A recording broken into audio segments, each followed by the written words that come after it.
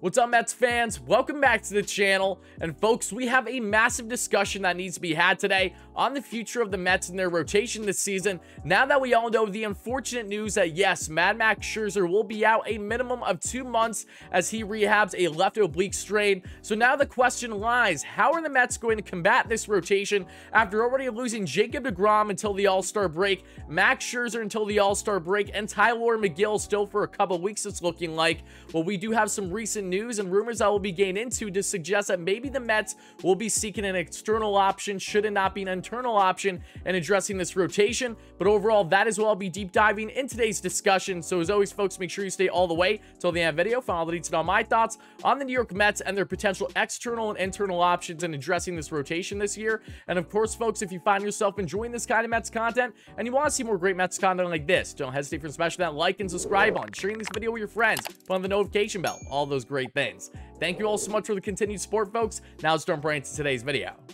Alright folks, let me start off by making something abundantly clear. We are only 40 games out of 162 into this season at the time of recording this, and what that means is teams usually aren't buying or selling this early in the year. When you're looking at all teams via trade that say have starters that are either rentals or guys are just destined to be traded regardless because of various reasons, you're not going to see many, if at all, any of them traded until we get closer to the trade deadline, because especially with expanded playoffs now, more teams than usual will be buyers and will show interest. So there's going to be bidding wars like no tomorrow for pitching both starters and relievers leading up to the trade deadline, but it still hasn't stopped the Mets for at least testing the waters a little bit, showing some interesting key guys that they were tagged in during the offseason. And yes, this all comes from Jon Heyman over the past 24 hours in his latest article for the New York Post that says that yes, the Mets have been recently scouting starting pitcher for the Oakland A's and Frankie Montas, and they have been tagged with yes, Tyler Mahle, the same starting pitcher that they showed interest in during the offseason. So automatically, that's a great sign to see that the Mets are already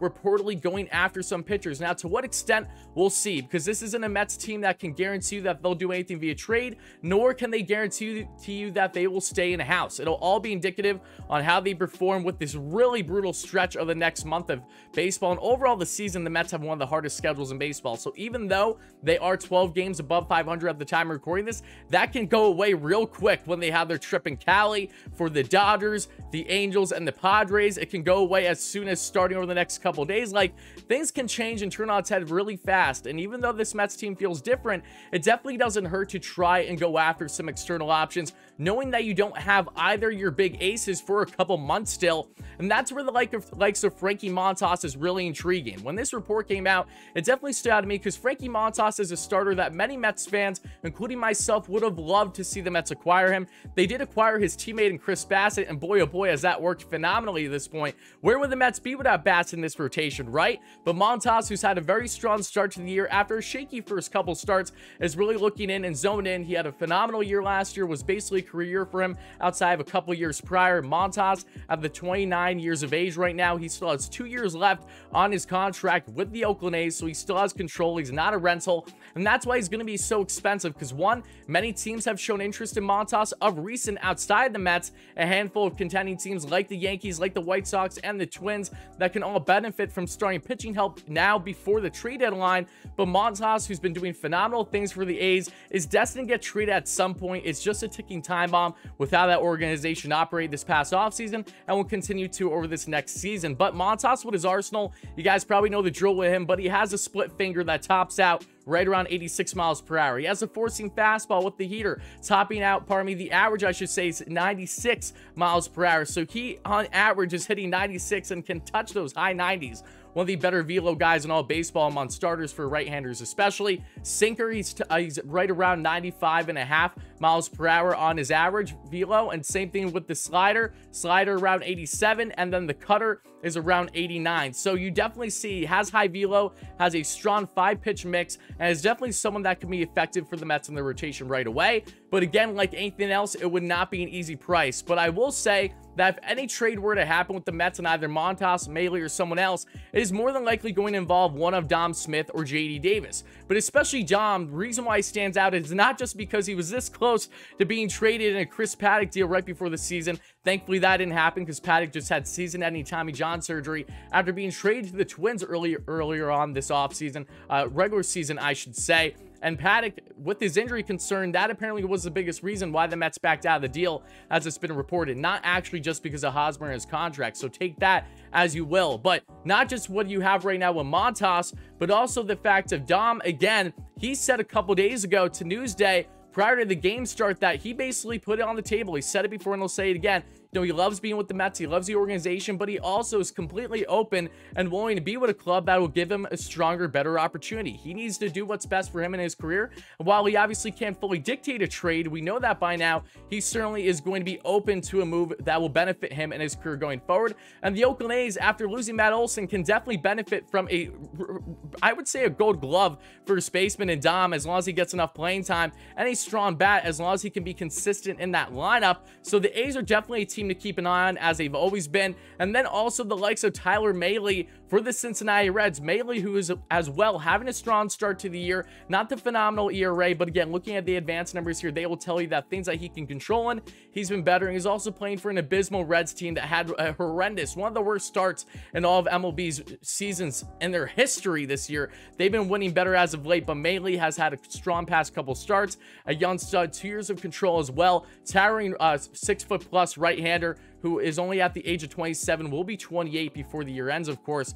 But no less, Mahle, who had a strong year last year, another high velo guy, has a multi-pitch arsenal that can definitely be beneficial for the Mets now and in the years going forward. They sought after him earlier on in the offseason last year that we talked extensively on the channel, and for good reason. Now, Mahle, what is his price going to be? We don't know. It's always a tall task when trying to get a starter with years of control that's very much maybe hasn't hit his peak in his career yet, but he does have a multi-pitch arsenal, 4 different pitches, the 4-seam fastball where he's averaging around 94 miles per hour, the split finger around 86, the slider around 84, and the cutter around 86.5. So you have that pitch mix with him as well. He's a guy that has potential to slot in like Montas and could even be a potential ace one day for a rotation. But for the Mets, one, everyone's healthy, especially, would be a number 3 or a number 4. That's how deep they would be should they acquire any of the two. And in case you're wondering why I haven't mentioned Luis Castillo right now, well, one, Castillo hasn't reportedly been connected to the Mets.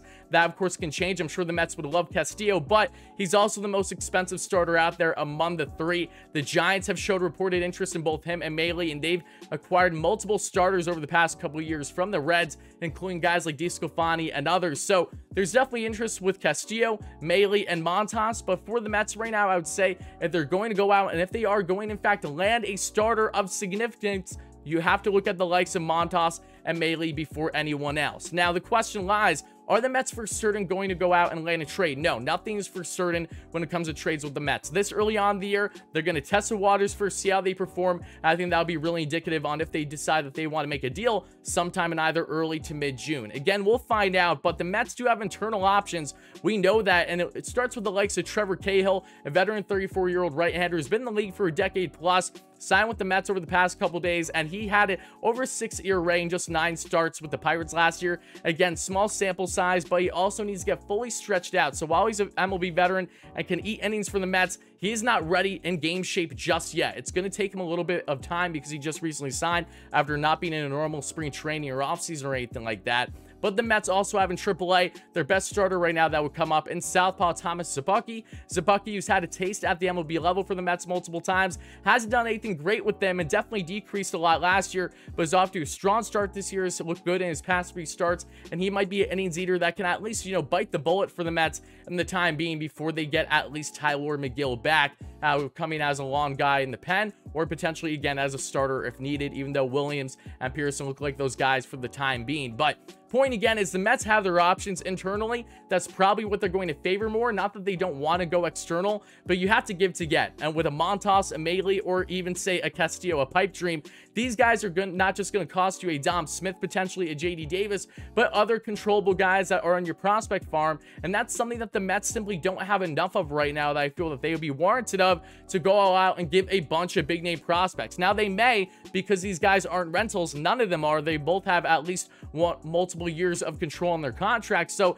it's going to be a fun sight to see. Again, nothing's guaranteed, but we do know the Mets are testing the waters. So let's see if they can in fact execute a deal. Who will that be? And all I know is that a Montas, a Mahle, a Castillo, someone along those levels would take this rotation to the next level, help really bite the bullet again until Scherzer and or DeGrom are back. And then once that happens, you have an embarrassment of riches with this rotation, and could potentially extend it to a 6-man or do whatever you have to do. But Mets fans, I want to know your thoughts in the comments below. How do you feel about the Mets going after someone externally, internally, whatever you want them to do or expect them to do for this rotation? Please make sure to let me know in the comments as always, folks. And again, if you found yourself enjoying this kind of Mets content and you want to see more great Mets content like this, don't hesitate from smashing that like and subscribe button, sharing this video with your friends, on the notification bell, all those great things. Thank you all so much for the continued support, folks. Always means the world to me. Stay tuned for more great content on the channel per usual, and I'll talk to you guys again real soon. Let's go Mets, baby.